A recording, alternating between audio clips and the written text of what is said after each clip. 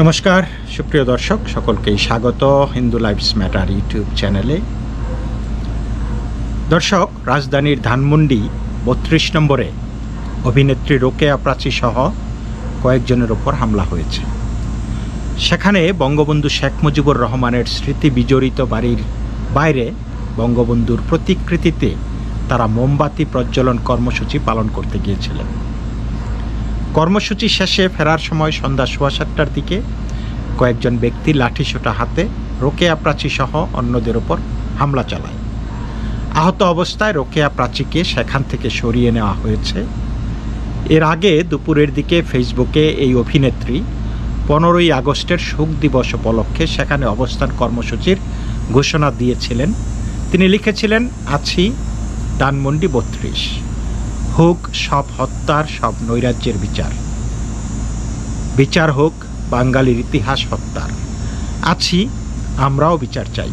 শান্তিপূর্ণ প্রতিবাদে স্মরণ করব স্বাধীনতা এবং বঙ্গবন্ধুর ইতিহাস। আছি পুড়ে যাওয়া ৩২-এ, জয় বাংলা, জয় বঙ্গবন্ধু। দর্শক, মোমবাতি প্রজ্বলনের সময় রোকেয়া প্রাচী বলেন, আমরা সবাই আজ এখানে একত্র হয়েছি কারণ আমাদের বাংলাদেশ পুড়ছে। আমরা একত্র হয়েছি কারণ আমাদের ১৯৭১ পুড়ছে। আমরা এখানে একত্র হয়েছি কারণ আমাদের বঙ্গবন্ধুর ছবি পুড়ছে। ধানমন্ডির ৩২ পুড়ছে। আমরা এখানে একত্র হয়েছি বাংলাদেশ পুড়ছে বলে। আমরা এখানে কোনো রাজনীতির কথা বলতে আসিনি।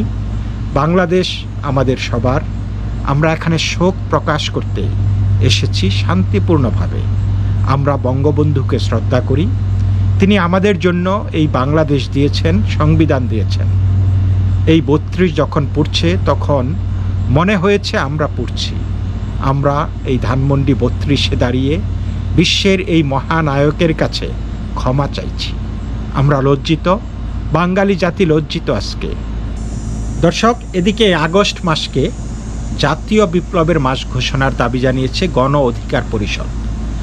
রাষ্ট্রীয় অতিথি ভবন যমুনায় অন্তর্বর্তী সরকারের প্রধান উপদেষ্টা ডক্টর মোহাম্মদ ইউনূস সহ অন্যান্য উপদেষ্টাদের সঙ্গে বৈঠক শেষে নুরুল হক কথা বলেন। নুরুল হক বলেন, আমরা সহ যতগুলো রাজনৈতিক দল এই সভায় অংশ নিয়েছি তারা পরিষ্কারভাবে বলেছে আগস্ট জাতীয় বিপ্লবের মাস। আমরা এই আগস্টকে বিপ্লবের মাস হিসাবে উদযাপন করতে চাই। এটা আমাদের শোকের নয়, আমাদের সুখের ও শান্তির মাস। ভাবতে পারেন কি ধরনের পৈশাচিক উল্লাস তাদের অন্তরে থাকলে তারা বলতে পারে যে আগস্ট আমাদের শোকের মাস নয়, আগস্ট আমাদের সুখের এবং শান্তির মাস।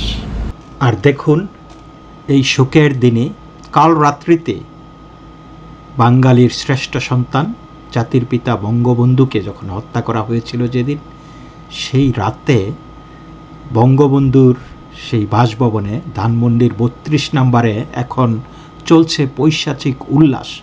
নব্য রাজাকাররা মেতে উঠেছে পৈশাচিক উল্লাসে। আজকের এই শোক দিবস চলছে লঙ্গি বাহিনীর লঙ্গি ড্যান্স। দর্শক, ১৫ই আগস্ট উপলক্ষে আওয়ামী লীগের প্রতিপক্ষ যেই ঘৃণ্য মনোভাব দেখাচ্ছে তা প্রমাণ করে যে এই সমস্ত দুর্বৃত্তদের দমনে শেখ হাসিনার কঠোর ব্যবহারই সঠিক ছিল। শেখ হাসিনা প্রতিশোধ নিতেন এবং সেটা নিতেন তিনি আইনের আবরণে। আইনগত ত্রুটি কাজে লাগিয়ে তিনি প্রতিপক্ষকে দমন করতেন বা হ্যস্তন্যস্ত করতেন, ঘায়েল করতেন। খালেদা জিয়া ও ডক্টর ইউনূসের বেলায় তিনি সেটাই করেছেন। এমন কৌশলগত পদ্ধতি বিশ্বের বিভিন্ন দেশে প্রচলিত। ব্যবসায়িক প্রতিপক্ষ বা রাজনৈতিক প্রতিপক্ষকে ঘায়েল করতে এটা অহরহ করা হয়, প্রত্যক্ষভাবে বা পরোক্ষভাবে।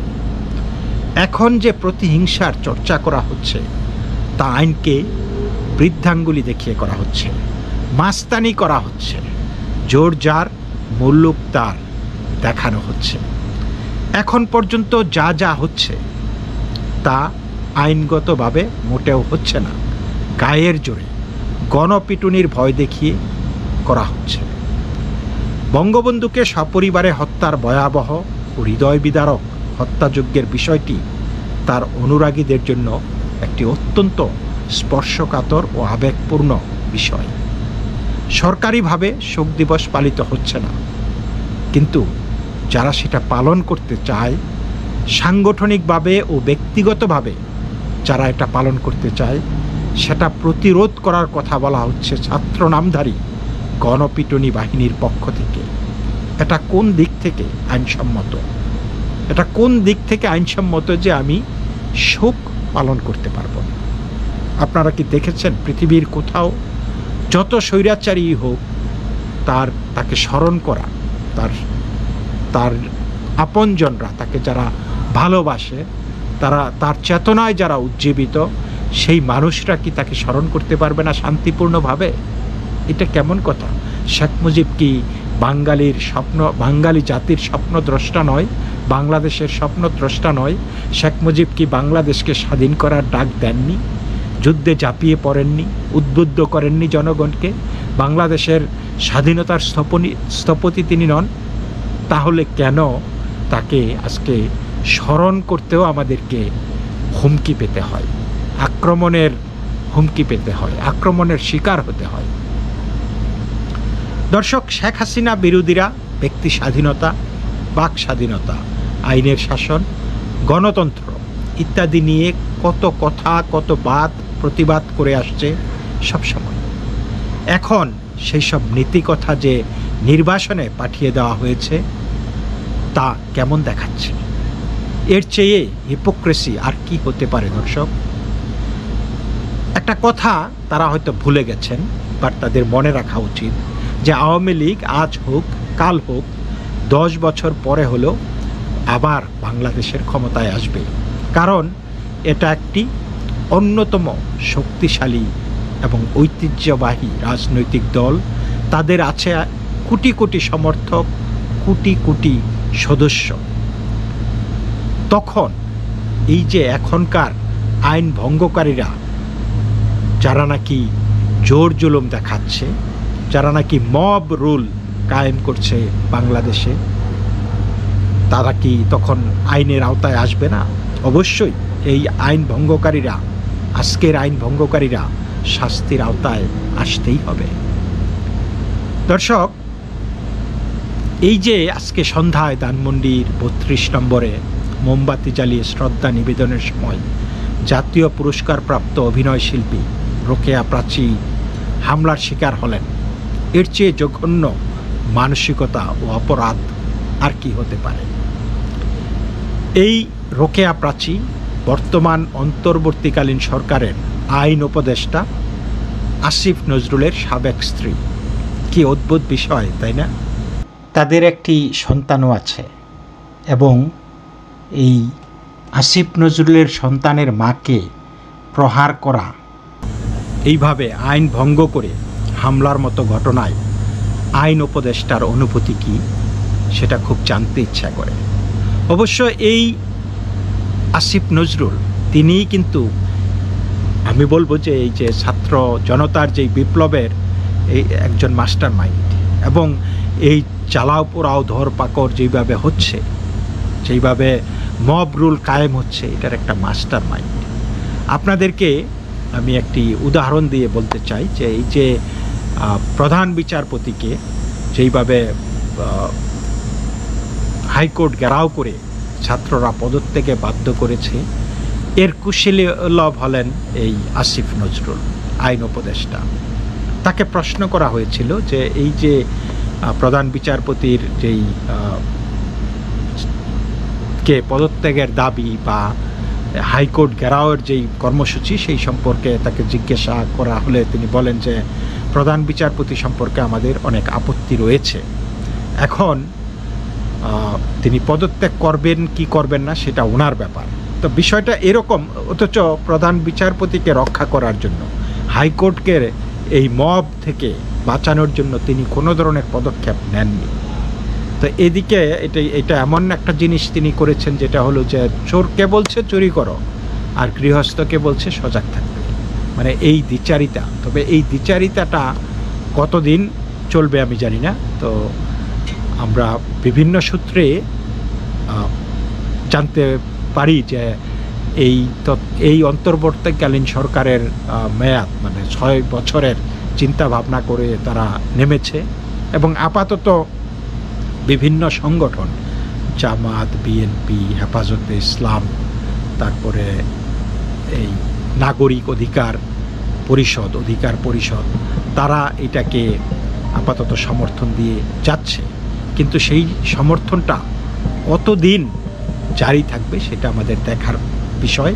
এবং যখনই তাদের ধৈর্যের বাঁধ ভেঙে যাবে তখন আমরা আসল খেলাটা দেখতে পাবো। তো আপাতত আওয়ামী লীগ সংঘবদ্ধ নয় এবং এই ছাত্ররাও তারা মনে করতেছে এটা মামার বাড়ির আবদার, যেমন এটা তাদের বাপ দাদার সম্পত্তি, তারা যেইভাবে যা করার করতেছে। তো যখন ছাত্রলীগ সক্রিয় হবে, আওয়ামী লীগ সক্রিয় হবে, তখন কিন্তু খেলা ঘুরে যাবে এবং এই খেলা ঘুরে যাবার পর কার পক্ষে কে যাবে বলা মুশকিল। এবং এই অন্তর্বর্তীকালীন এই যে একটা অবৈধ সরকার জোর করে চেপে বসেছে যে সরকারটি, সেই সরকারটি কতদিন চলবে বা কেমন চলবে, কিভাবে চলবে তা আমরা বলতে পারি না। তারপরে এর পরিণতিটা কি হতে পারে, যে তারা যেইভাবে যাকে পাচ্ছে যাকে খুশি, মানে ইভেন কোথায় কোন টোকাই মারা গেছে, সেই টোকাই মারা গেছে এটার জন্য মানে মন্ত্রী বা আওয়ামী লীগ নেতাদের বিরুদ্ধে মামলা হচ্ছে, সেই আগের মতোই। আগে যেই জিনিসগুলি বন্ধ করার জন্য, সেই জিনিসগুলির প্রতিবাদে তারা ক্ষমতা দখল করেছে বা বিপ্লব ঘটিয়েছে, তার চাইতে কিন্তু কয়েক গুণ বেশি এখন করতেছে। এখন সাধারণ মানুষকেও তারা হয়রানি করতেছে। আপনি ঢাকা শহরে এখন বা বাংলাদেশের এক প্রান্ত থেকে আরেক প্রান্তে আপনি রাস্তা দিয়ে যেতে পারবেন না। আপনার কাছে ব্যাগ থাকলে এই মস্তান রাইসা আপনাকে ব্যাগ চেক করা শুরু করবে। মানে আপনার স্বাধীনতা, এই যে স্বাধীন মানুষ বলছে যে স্বাধীনতা 2.0, আপনি ওই স্বাধীনতা 2.0 মানে হইল আপনার 1971-এ বাংলাদেশ স্বাধীন হয়েছে, এখন এটাকে যখন উল্টাই দিবেন, আরেকবার স্বাধীনকে স্বাধীন করবেন, তখন পরাধীনতাই বলা যায় এটা। এই মুহূর্তে বাংলাদেশের প্রত্যেকটা মানুষ, শুধুমাত্র ছাত্রছাত্রীরা ছাড়া এবং সেই অন্তর্বর্তীকালীন সরকারের এই উপদেষ্টারা ছাড়া বাকি সবাই পরাধীন, ইভেন রাজনৈতিক দলের নেতা নেত্রীরাও। তো এই রাজনৈতিক দলগুলি বা সচেতন নাগরিকরা কতদিন এই পরাধীনতা মেনে নেবেন সেইটাই দেখার বিষয়। এবং যখন তারা এই পরাধীনতার শৃঙ্খল ভাঙতে চাইবেন, তখন আমরা দেখব যে খেলা হবে। এবং এই খেলায় এই যে আজকে যাদেরকে তারা মানে অনাহুত, যাদেরকে ডান্ডা বেরি পড়াচ্ছেন, এক সময় হতে পারে যে এই ডক্টর ইউনূস সহ তার সাঙ্গপাঙ্গ যেগুলো আছে তাদেরও কিন্তু এই একই ডান্ডা বেরি পড়তে হবে। সময় কিন্তু ইতিহাস মানে কাউকে কিন্তু ক্ষমা করে না, সময় ঘুরে ফিরে আবার আসে, বারবার আসে। তো এই জিনিসটা তারা মনে রাখছে না আমার মনে হচ্ছে, কারণ যেইভাবে সরকার চালাচ্ছে এটা স্বৈরাচারিতাকেও হার মানাচ্ছে এই বর্তমান সরকারের কার্যকলাপে। এই এতদিনে আমি যা বুঝতে পেরেছি, হয়তো they will take stock of this situation, হয়তো তারা তাদের কোর্স কারেকশন করবে, তা না হলে চালিয়ে যাবে এইভাবে, মানে let the chips fall wherever they may. তো এই পর্যন্তই দর্শক, ভালো থাকবেন, নমস্কার।